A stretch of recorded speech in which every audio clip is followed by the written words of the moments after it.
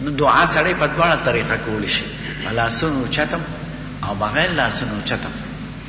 خو زمونږ د عام خلک په دعا باندې نه پوهېږي، نو دوی د لاس اوچت ساتي، په مانځه کې نه، مانځه نه بعد.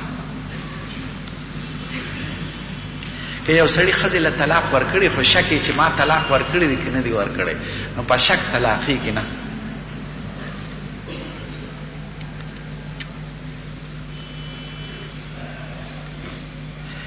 که بیا دا وایي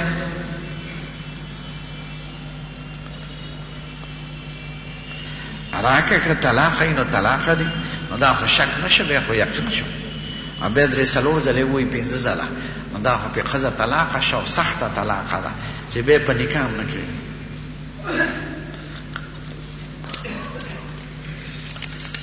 په شک او په وسوسو ډېر خلک په وسوسو کې مبتلا دي چې یاره ما به ښځه طلاقه کړي که نه یې طلاقه کړې. زمونږ د ښکلي پیغمبر دا وینا ده چې په وسوسو یا د زړه په خیالاتو باندې خدای احکام نه دي بنا کړی.